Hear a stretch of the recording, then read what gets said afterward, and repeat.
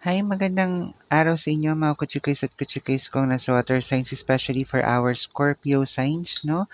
This is your love reading and muli kong inuulit na kung hindi man tumutugma sa inyo ang reading na ito, ay marahil may nakakaapekto po sa sun, moon, and rising signs ninyo sa inyong birth or natal chart. Okay, maliwanag at klaro po yan.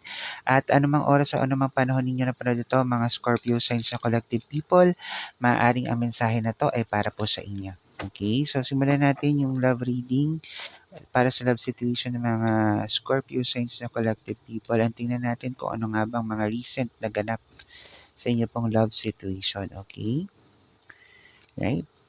Mhm. Okay, so in terms of the situation mo, mga Scorpio signs sa collective people, ang cards na lumabas ay itong si Seven of Wands, the Wheel of Fortune at Knight of Wands, no? Marahil, recently sa inyo pong mga relationship 'no, or sa love life situation ninyo na magpa-partner diyan na Scorpio signs at partner ninyo 'no, ay full of challenges. Maraming naging pattern or cycle na paulit-ulit na yung pagsubok o kinakaharap ninyo na marahil 'no, ay pinagdadaanan ninyo parehas ng mag-partner. Ay maaari rin diyan yung parang niloloko, 'yan 'no, kasi may Seven of Swords, Justice card, Death and Rebirth, Eight of Wands, and then Ace of Pentacles na parang paulit-ulit yung sitwasyon pero napagtatagumpayan niyo naman, eh. Maaaring marahil isa sa inyo lamang ay yung seloso 'no or selosa doon sa relationship na maaaring hindi naman napo-prove na meron talagang niloloko or naloloko kayo. At the same time, wala naman akong nakikitang third party so far 'no. Pero in terms of this, kailangan niyo pa ring magkaroon ng trust and tiwala sa partner ninyo kasi with the Knight of Wands dito, maraming mga bagay na nagagawa naman ninyong magkasama.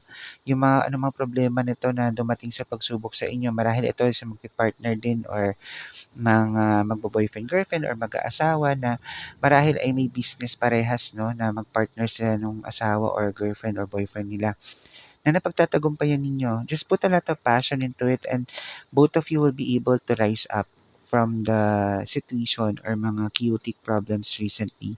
And yung mga cycles na to na pinagdadaanan ninyo, wag ito dapat pagsimulan ng parang unti-unting pagkakaroon ng detachment ninyo, ng emotional detachment ninyo sa isa't isa and looking forward no na parehas niyo pa ring maayos tong mga Scorpio signs para kahit papaano ay maging maayos yung relationship ninyo at mag-long last. Kasi most of us, no, kapag ka nagkakaroon ng pagtatalo, especially sa mga bagay o sitwasyon na nangyayari sa buhay-buhay natin, lalo na pag magpa-partner, no, aside sa pagiging partner in life, eh, partner in businesses din.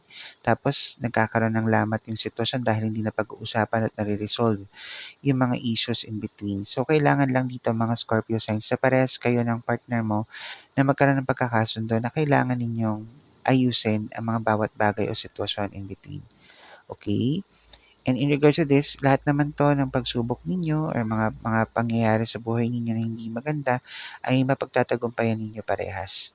Okay, kung parehas ninyong reresolbahin ng malumanay at masinsinang pag-uusap with all honesty and open communication with each other 'no. Lagi kong binabanggit 'yan sa kahit na sa anumang reading na meron na, akong ginagawa at, pagla-live reading ko din 'no, dito sa TikTok or sa anumang account na meron tayo ay laging honesty and open communication is the best key in order to have a good and long-lasting relationship, no? Kasi lahat naman dumadaan sa pagsubok, no? Every people, every one of us, mag-partner or single person man yan, ay dumadaan lahat sa pagsubok. So, hindi dapat maging mitsa ng inyong paghihiwalay or misunderstanding sa mga pagsubok na ito para kayo ay magkaroon ng paghihiwalay 'no. So kailangan lang palagi na pag-usapan ang mga bagay at sitwasyon upang lahat ay mapagkasunduan ng maayos at maresolba ng maayos, okay?